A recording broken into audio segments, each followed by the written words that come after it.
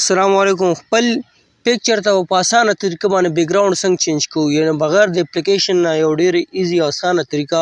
که څوک هم د خپل پکچر نه بیک ګراوند ریموو کوي، یعنې دا زموږ یو پکچر دی، دې نه موږ بیک ګراوند ریموو کوو، چې شاته کوم ونې بوټي دا راغلي دا بیک ګراوند به څنګه په اسانه طریقه باندې ریموو کوو. نو پوره طریقه درته ښیو په دې ویډیو کې. ویډیو پوره وګورئ، ویډیو خپلو ملګرو سره شیر کړئ، زموږ پیج درسره لایک کړئ، زموږ ویډیو که څوک په یوټیوب باندې ګوري او لومړي ځل راغلي دي نو زموږ چینل ضرور سبسکرایب کړئ. داسې قسمه ویډیوګانې تاسو ته میلاویږي.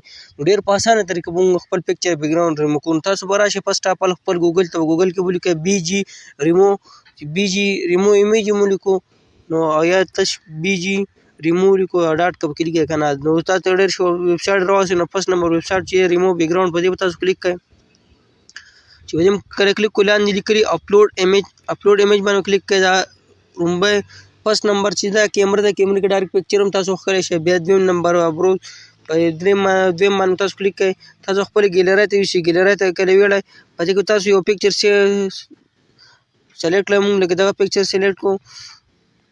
نو تاسو فرسټ نمبر وکتل چې په دې کې د شاته بیک ګراوند څنګه لګېدلی، اوس ورته وګورئ نو بیک ګراوند ریموو شو. داسې په اسانه طریقه موږ خپل پکچر بیک ګراوند ریموو کولی شو. بیا موږ ګیلرۍ ته څنګه راولو، نو په دې ډاونلوډ باندې به کلیک کړئ یا ډاونلوډ ایچ ډي که ستاسو په هر څومره سایز کې خوښ وي نو تاسو دا نو ګیلرۍ ته راوستئ. هلته مونږ شاته نور پکچرې هم دي، دې نه مونږ بیک ګراوند ریموو کړي دي. نو داسې تاسو خپلې بیک ګراوند ریموو کولی شئ. نو ډېره اسانه طریقه وه. که ویډیو هم خوښ شوي نو خپلو ملګرو سره شیر کړئ، زموږ پیج درسره لایک کړئ، زموږ ویډیو که څوک په یوټیوب باندې ګوري نو ضرور سبسکرایب کړئ، چې داسې قسمه ویډیوګانې تاسو ته په ټایم باندې میلاویږي. او دغه شان تاسو د ویډیو نه هم بیک ګراوند ریموو کولی شئ. خو دلته به ورته تاسو په سرچ کې ولیکئ بي جي ریموو ویډیو به ورته تاسو ولیکئ.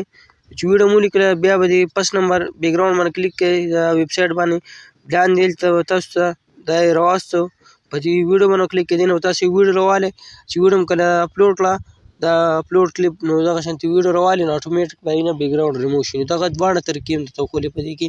نو که د ویډیو نه پکچر یعنې بیک ګراوند ریموو کوئ یا د پکچر نه بیک ګراوند ریموو کوئ نو دغه شانې په اسانه باندې تاسو خپل پکچر ویډیو نه بیک ګراوند ریموو کولی شئ.